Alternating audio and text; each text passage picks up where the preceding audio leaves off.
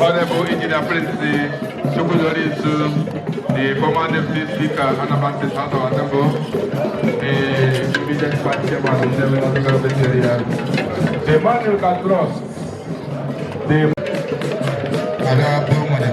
okay, come on, come from the side now. Oh, get him more relaxed. Come here, never.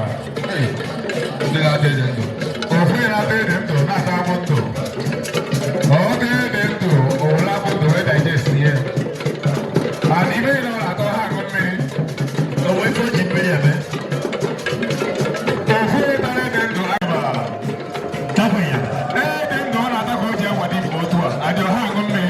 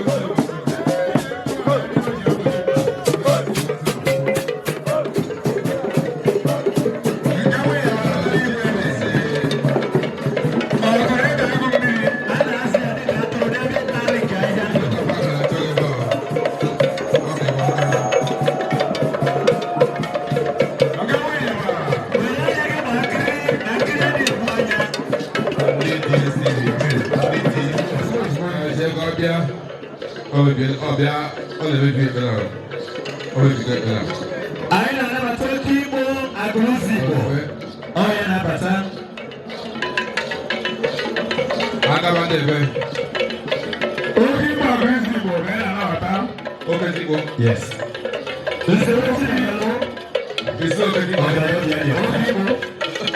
Compliment of the season, sir.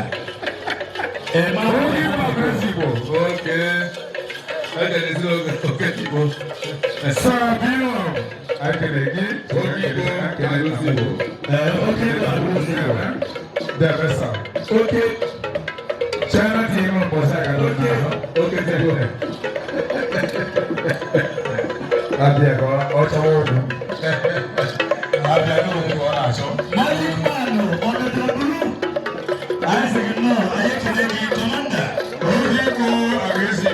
You and your boys are doing wonderfully well. God bless you.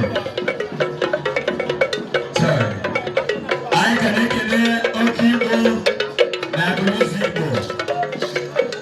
As you want there, honorable chief Victor, Ubekosi Webia, Omadike, Naguzibo. Okiko, I can know. Eva Kingawa, the others have a trouble.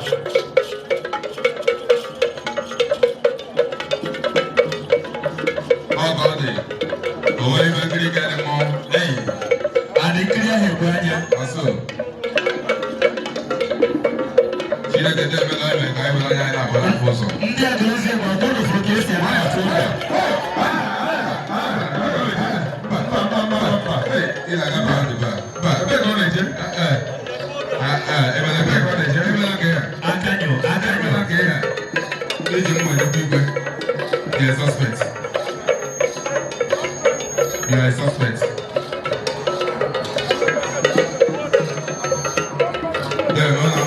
Obey the last order. Obey the last order.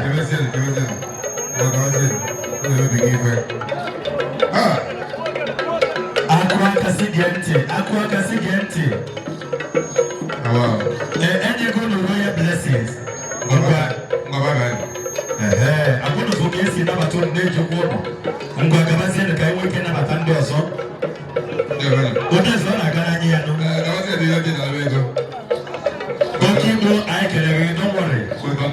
worry. Don't worry. One love.